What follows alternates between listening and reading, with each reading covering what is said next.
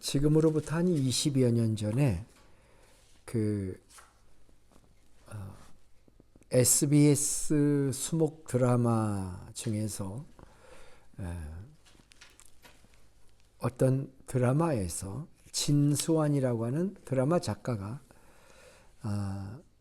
수학을 통한 사랑 방정식을 말해서 화제가 된 적이 있었습니다. 그 방정식은 이렇습니다. 17x 마이너스 16 xy 플러스 17y equal 225. 이런 거기 제곱 원래 x에는 제곱, y에도 제곱이 있습니다. 이 사랑 방정식은 어떤 방정식이었냐면은 하트 모양 있잖아요. 하트 모양을 수학적으로 그래프로 표현한 그래서 시청자들의 관심을 끄는 아주 신선한 아이디어였다, 이렇게 사람들에게 인정을 받았습니다. 그러나 그 사랑 방정식은 사실 진정한 사랑의 방정식이라고 말할 수는 없겠죠. 사랑 마크의 로고를 수학적으로 표현한 것일 뿐이죠.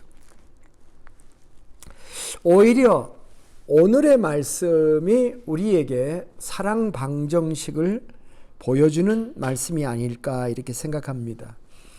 오늘 말씀은 요한 1서에서 증거하는 마지막 사랑의 메시지입니다. 요한 1서 5장에 사랑이라는 단어가 담긴 구절이 39절이고 사랑이라는 단어는 48번 등장을 합니다. 그리고 오늘의 읽은 그 말씀에서 사랑이라는 단어가 5번 등장하는데 이것이 요한일서의 마지막 사랑의 메시지입니다. 이제는 더 이상 등장하지가 않습니다. 저는 오늘 이 말씀에서 기독교인들의 사랑 방정식을 한번 규정해 보고 싶은 생각이 들었습니다. 아시는 바대로 방정식이라고 하는 것은 이퀴에이션이죠. 영어로는 미지수의 값에 따라 참과 거짓이 결정되는 등식이죠. 그 미지수 x를 함유하는 등식에서 그 미지수 x에다 어떤 수치를 넣었을 때만 그 방정식이 성립하는 것이죠. 그래서 그 미지수를 근이라고 하는데 그 근을 구하는 것이 방정식을 풀어나가는 것이다, 이렇게 얘기를 하는 것입니다. 방정식을 풀 때 어떻게 풀어갑니까? x값을 풀어가야 되는 것이죠. 기독교인의 사랑 방정식을 풀을 때 역시 x값, 그 x값은 크리스토스, 바로 그리스도를 푸는 것이 사랑의 방정식을 푸는 것이다, 이렇게 말할 수가 있겠습니다. 자, 먼저 1절을 살펴보겠습니다. 예수께서 그리스도이심을 믿는 자마다 하나님께로부터 난 자니.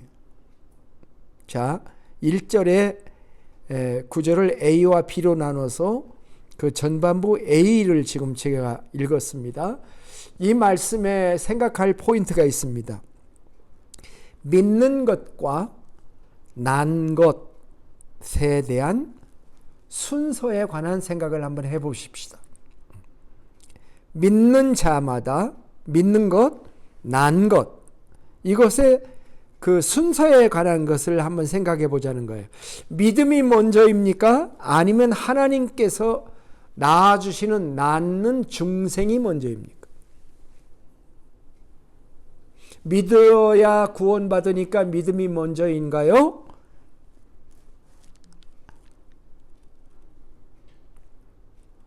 그렇게 질문할 수가 있겠죠? 이럴 때 우리가 봐야 되는 것은 뭐냐면 본문의 동사의 시제입니다. 믿는다는 단어와 난자라는 이 단어가 과거 시제인지 현재 시제인지 미래 시제를 썼는지 혹시 구분할 수 있는가 하는 거예요. 이것을 알면 도움이 되겠죠. 다행히도 헬라어 원문에는 믿는 자에 해당하는 헬라어 단어는 현재형이고, 난 자에 해당하는 헬라어는 완료시상입니다. 이게 무슨 말입니까? 다른 말로 설명하자면 하나님께로 난 것이 먼저고 믿음이 그 다음이다 라고 말하고 있는 것입니다. 믿음은 하나님의 자녀가 되기 위한 전제 조건이 아니라 그 결과 혹은 증거라고 설명하고 있다는 말씀입니다. 이것이 매우 흥미롭습니다. 언뜻 보면 우리가 요한복음 1장 12절을 암송할 때 영접하는 자 곧 그 이름을 믿는 자에게 하나님의 자녀가 되는 권세를 줬다고 하는 그 말씀을 보면은 믿는 게 먼저 아니겠느냐 하는 그런 생각을 할 수밖에 없게 되겠죠. 그런데 12절만 읽지 말고 13절을 이어서 읽어보면 이는 혈통으로나 육정으로나 사람의 뜻으로 나지 아니하고 오직 하나님께로부터 난 자들이니라. 이렇게 얘기를 했어요. 내가 믿어서 구원받고 하나님의 자녀가 된 게 아니라 하나님이 나를 선택하셔서 낳아주셨다는 말입니다. 여기에 믿음도 은혜다라고 하는 말이 나오게 되는 것입니다. 자, 우리가 성경 암송할 때 에베소서 2장 8절 9절을 암송한 적이 있죠. 너희가 그의 은혜를 인하여 믿음으로 말미암아 구원을 얻었나니 이것이 너에게서 난 것이 아니요 하나님의 선물이라. 행위에서 난 것이 아니니 이는 누구든지 자랑하지 못하게 함이라 하는 말씀이죠. 은혜가 먼저였다는 것입니다. 자, 이것을 보면 이것을 형제 사랑과 연관지어서 생각해 본다면 이것이야말로 형제 사랑의 근거가 되는 것입니다. 만일 나의 선행과 능력으로 구원받았다고 한다면 우리가 형제를 사랑하기가 더 어렵습니다. 내가 내 행위로 구원받았다고 한다면 형제들을 행위의 눈으로 선별하게 될 것이지만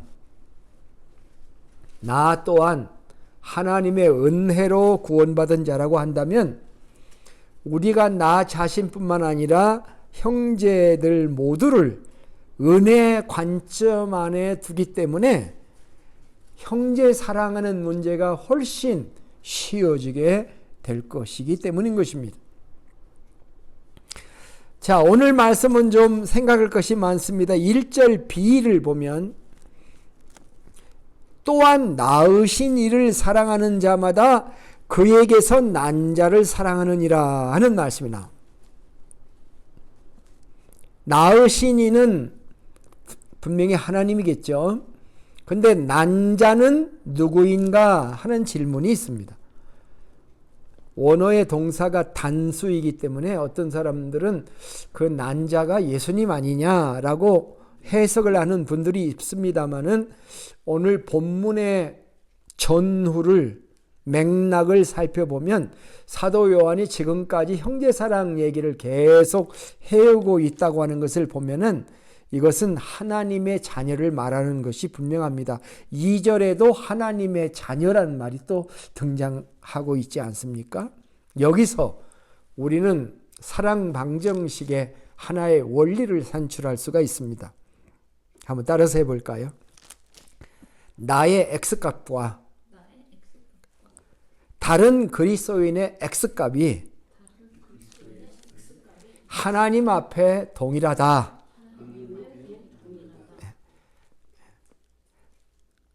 내가 은혜로 구원받은 것처럼 다른 그리스도인들도 은혜로 구원받았다는 거예요. 나만 그에게서 난 것이 아니라 다른 형제도 하나님에게서 났다라는 것을 인정해야 된다는 것입니다. 마치 하나아버지의 형제들처럼 말입니다. 우리는 하나님의 자녀입니다. 자녀라는 말이 children이라는 말이죠. 자녀들이라는 말입니다. 원어에도 복수로 되어 있습니다.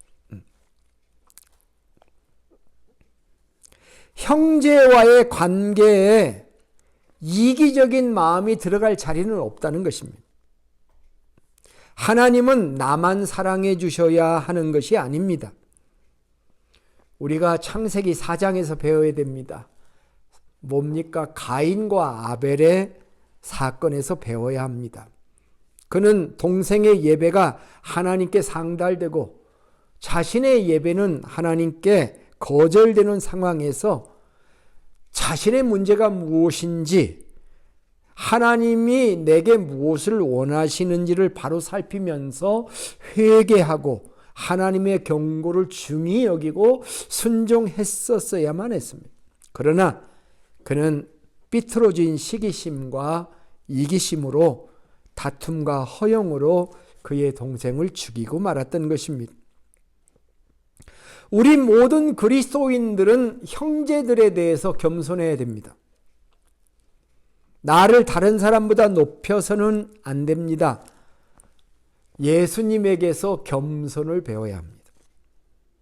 예수님은 자신을 말할 때 스스로 겸손하다고 말씀하셨습니다. 겸손한 자가 겸손하다고 하는 것은 겸손하지 않은 것으로 우리가 비치기도 합니다. 그런 부담이 있었을 텐데 예수님은 자신을 그렇게 표현을 하였던 것이 참 신기하기도 합니다. 수고하고 무거운 자들아, 다 내게로 오너라. 내가 너희를 쉬게 하리니 나는 마음이 온유하고 겸손하니 나의 멍에를 메고 내게 배우라. 이렇게 말씀.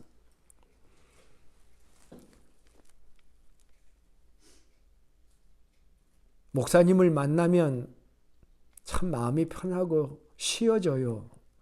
그런 소리를 들으면 얼마나 행복하죠? 그죠?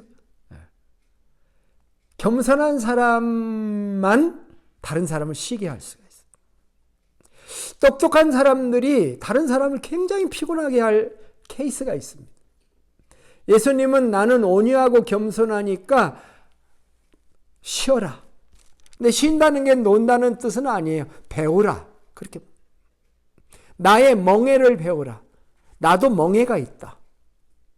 이렇게 멍에를 메고 배우는 그런 가운데서도 쉼을 갖는, 이것이 예수님의 겸손이자 그의 지상생활이었다고 생각합니다. 예수님의 겸손에 대해서 정확하게 얘기한 또 한 분은 사도 바울입니다. 사도 바울은 에베소서 2장 3절부터 8절에서 아무 일이든지 다툼이나 허영으로 하지 말고 오직 겸손한 마음으로 각각 자기보다 남을 나았게 여기고 각각 자기 일을 돌아볼 뿐더러 또한 각각 다른 사람의 일을 돌아보아 나의 기쁨을 충만케 하라. 이렇게 얘기하면서 샘플을 하나 가져옵니다. 너희 안에 이 마음을 품으라. 그러면 겸손해진다. 그런데 곧 그리스도 예수의 마음이다.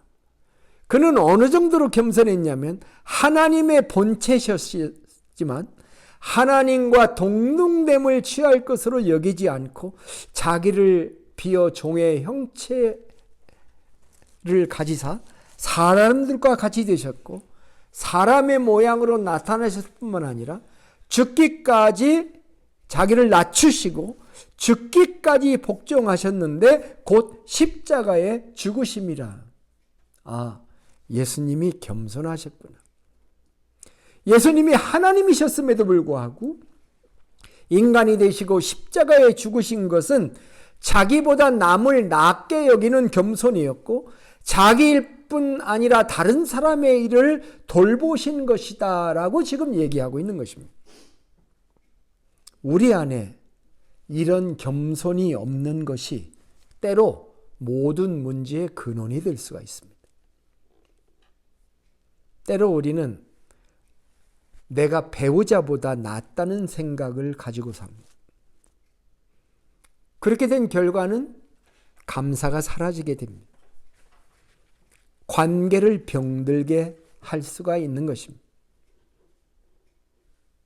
사실은 나 같은 까다로운 사람을 받아주는 배우자가 사실은 나보다 더 나은 사람인데 많은 사람들은 그것을 모를 경우가 있습니다. 저는 목회를 하면서 많은 남편과 아내들을 보았습니다. 그 중에는 아주 똑똑한 여자들이 남편을 답답해하며 사는 경우도 많이 보았습니다. 그런데 내가 보기에는 그녀들을 정말로 보살피고 있는 것이 사실은 남편인 경우가 더 많다라고 하는 것도 보았습니다. 제 경우도 비슷합니다. 내가 평생 아내보다 좀 더 낫지 하는 마음으로 살아왔었습니다. 그러니까 지금에 와서는 생각이 바뀌었습니다. 내 아내가 아니었으면 내 인생의 시련기에 내 옆에 끝까지 남아있을 수 있었겠는가 하는 그런 생각이 든다는 것입니다. 제가 늦게 철이 들은 것 같기도 합니다. 예수님은 나보다 못하셔서 나를 위해 죽으신 것이 아니라고 위에 구절은 말하고 있습니다. 요즘 들어 생각하는 또 하나의 다른 생각 중에 하나는 평생 적은 양들을 돌보는 목자들을 보면서 조금 나은 목회를 하는 사람들 또는 세상에서 성공했다고 여겨지는 중대형 교회 목사들이 가지는 생각들이 아주 작은 교회의 사역자들을 얕보며 그들의 그런 생각들이 허영에 해당할 수도 있겠다라고 하는 것입니다.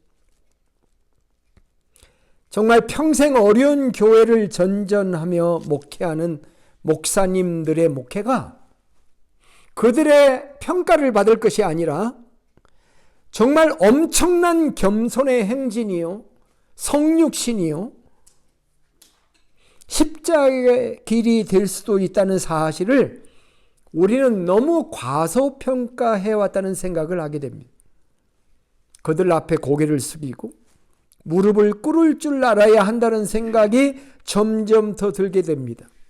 제가 하는 미니스트리를 하면서 정말 마음속에 뜨거운 생각은 정말 힘들게 사역하고 있는 그 사역자들을 위로하고 격려하는 그것이야말로 주님의 마음이다라고 하는 생각을 가지게 되는 것이죠.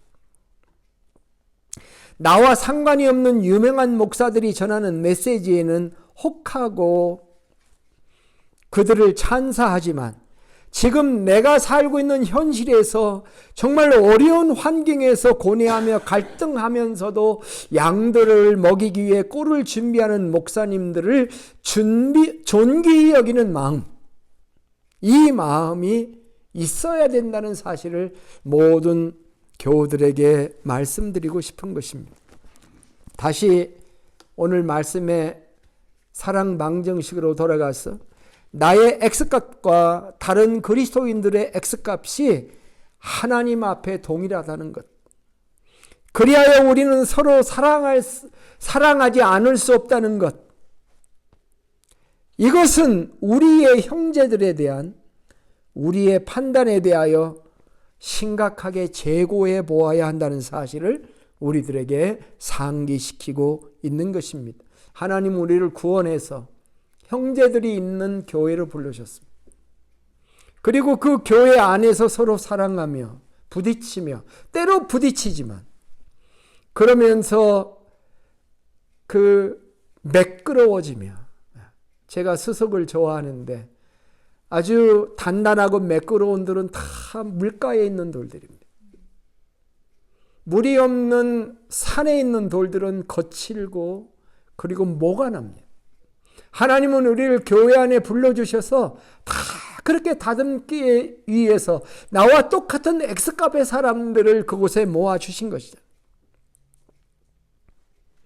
우리는 형제들을 세상적인 관점으로만 바라보지 말아야 합니다.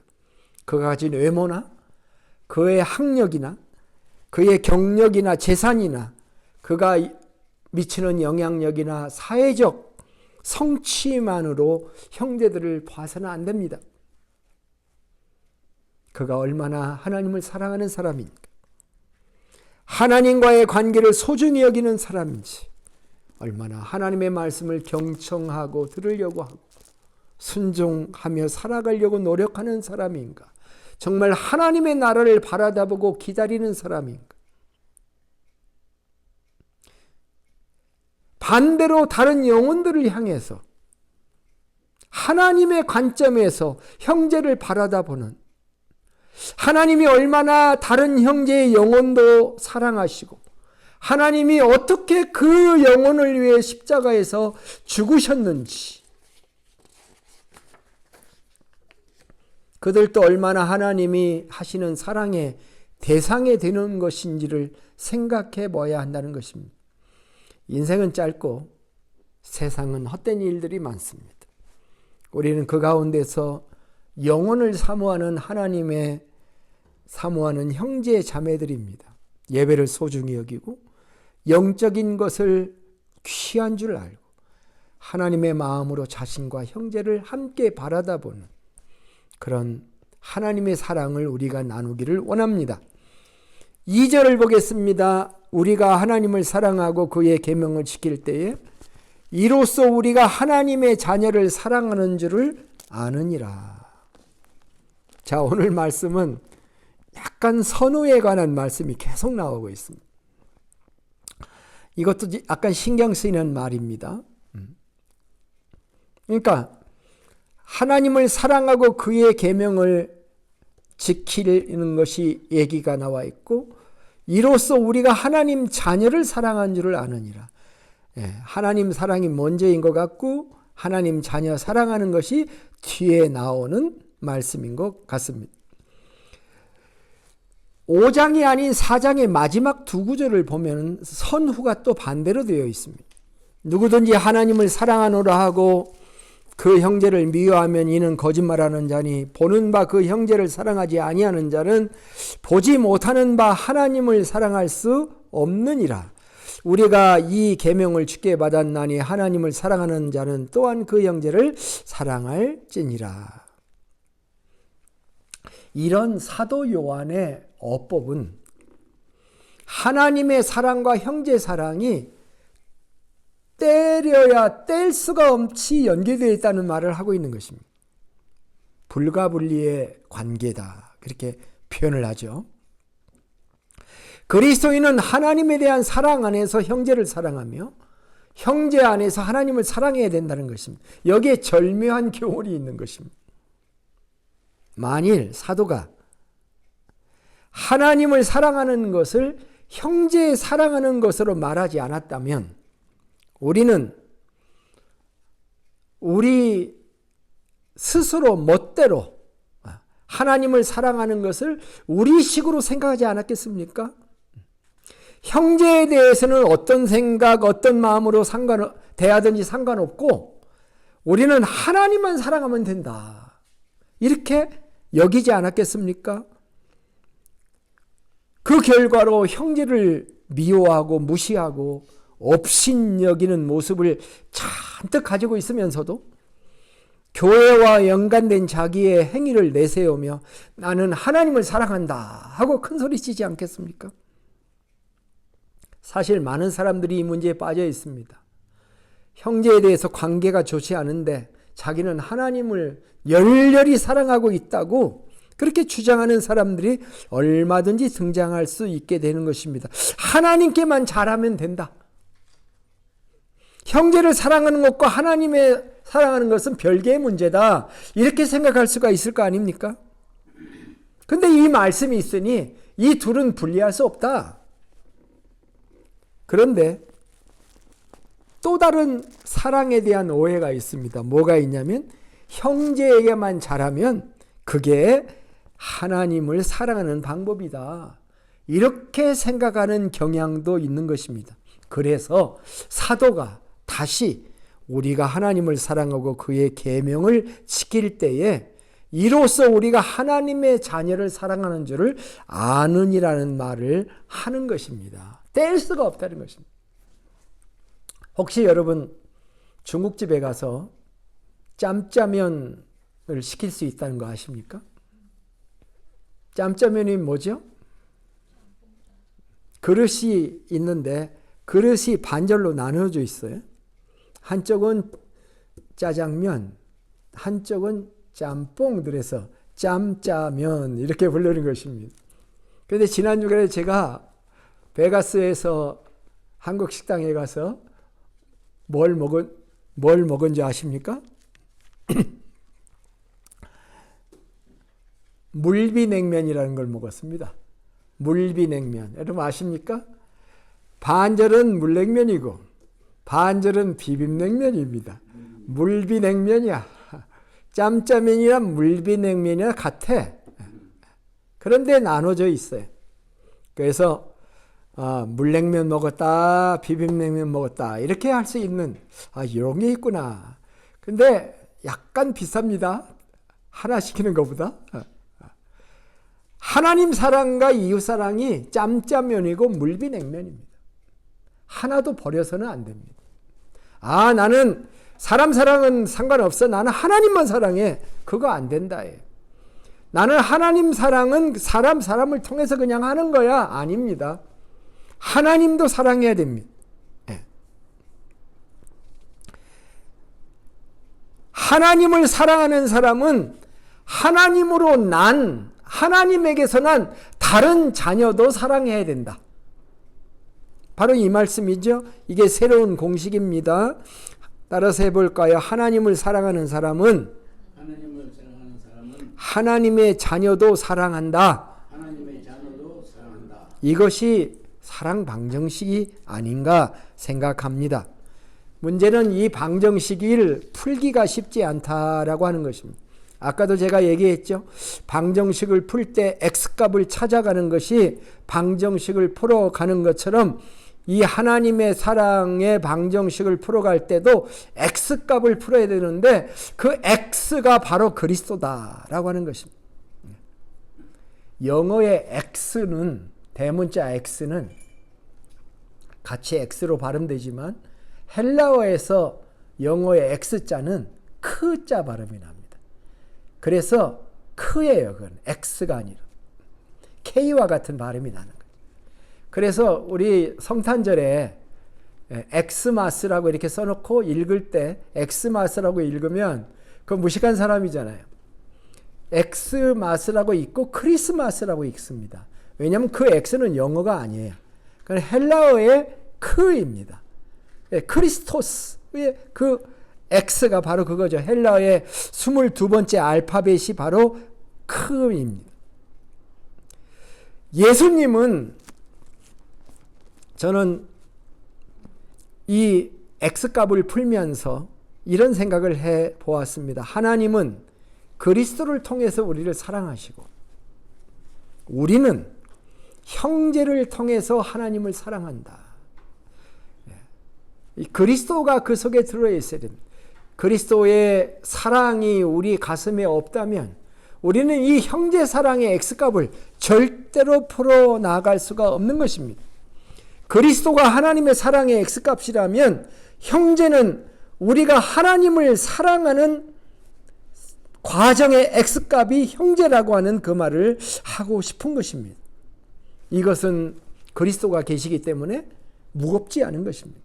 5장 3절 이렇게 말했습니다. 하나님을 사랑하는 것은 이것이니 우리가 그의 계명들을 지키는 것이라. 그의 계명들은 무거운 것이 아니로다. 하나님의 이 계명이 우리에게 무겁지 않은 것은 그 계명을 사랑으로 풀기 때문이다 하는 것입니다. 영혼을 사랑하면 그 영혼에게 헌신하는 시간과 물질이 아깝지가 않습니다. 그렇죠?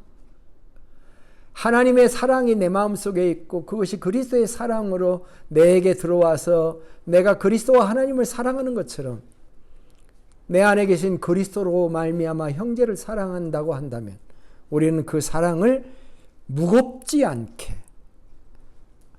100% 내추럴은 아니라 할지라도 우리의 삶 속에 자연스럽게 이 사랑의 통로가 흘러나갈 수 있는 것입니다.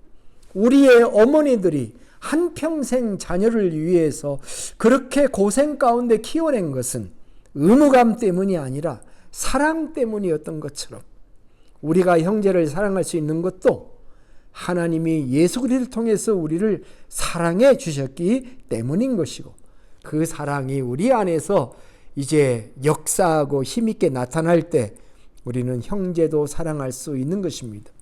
지난 한 주간 동안 바빴지만 저는 하나님의 사랑을 묵상하면서 고린도전서 13장을 다시 묵상을 해보게 되었는데, 그 13장을 보면서 이런 질문을 했어요.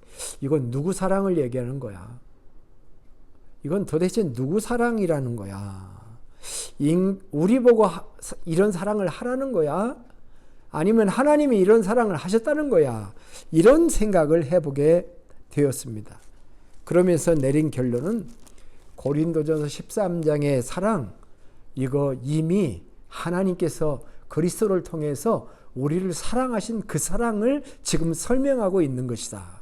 그렇게 저는 이 말씀을 깨닫게 될 때 제 심령이 아주 울컥했습니다. 고린도전서 13장 4절에서 7절에 보면은 15가지 사랑의 정의가 나옵니다. 15가지. 오래 참고로부터 시작합니다. 사랑은 오래 참는 것으로부터 시작해. 그렇게 보면 그렇게 화려한 게 아니야. 예? 드라마에 나오는 환상적인 그냥 감격하는 그런 사랑은 잠깐 있을 수 있습니다. 사랑은 오래 참고, 사랑은 온유하며, 시기하지 아니하며, 자랑하지 아니하며, 교만하지 아니하며, 무례히 행치 아니하며, 자기의 유익을 구하지 아니하며, 성내지 아니하며. 성내는 것도, 성내지 않는 것도 사랑. 악한 것을 생각하지 아니하며, 불의를 기뻐하지 아니하며 진리와 함께 기뻐하고 모든 것을 참으며 믿으며 바라며 견디느니라. 이게 사랑의 정의 아닙니까? 이것은 하나님이 우리를 사랑하신 사랑이, 예수 그리스도 안에서 나타난 하나님의 사랑의 참모습이 아닌가. 어느 날 아인슈타인이 학생들을 가르쳤는데 그 학생 중 하나가 이렇게 질문을 했습니다. 박사님, 사랑도 방정식으로 표현할 수 있나요? 하고 질문을 했다고 합니다. 그랬더니 엉뚱한 질문이죠. 잠시 고민하던 아인슈타인이 칠판에 이렇게 썼답니다. Love equal to 사각형 플러스 2 세모꼴 플러스 2 플러스 2V 플러스 8 꺾기. 이렇게 아인슈타인 칠판에 쫙 썼답니다. 무슨 뜻일까요? 알 수 없는 숫자와 도형과 점과 꺾임과 기호의 개수를 나타낸 건데, 그가 이렇게 써놓고 뭐라고 설명을 했냐면, 사랑이란 마지못해 떠나며 못내 아쉬워 뒤를 돌아보는 마음과 보내는 안타까움이라는 이 두 가지가 사랑의 방정식이다. 그럼 그렇게 떠나는 아쉬움과 떠나 보내는 아쉬움을 이 공식에다 표현을 했다는 것입니다. 예. 재밌죠? 그의 관점에서 보면 사랑하기에 님을 떠나보내며, 떠나보내는 요즘의 사랑, 떠나가기도 하고, 나는 그 드라마에 보면 그렇게 돼 있잖아요. 나는 당신을 사랑하기 때문에 떠난다. 또는 사랑하기 때문에 내가 당신을 떠나보내겠다 하는 요즘의 그 드라마와 같은 이야기를 한 거예요. 근데 저는 그 설명을 쭉 들으면서 이게 어쩌면 아버지와 아들의 마음이다. 하나님 아버지와 세상의 만민의 구세주로 내려보내는 하나님 아버지의 안타까운 마음, 그리고 그 아버지를 떠나서 말씀에 순종하여 내려가는 아들의 안타까운 마음,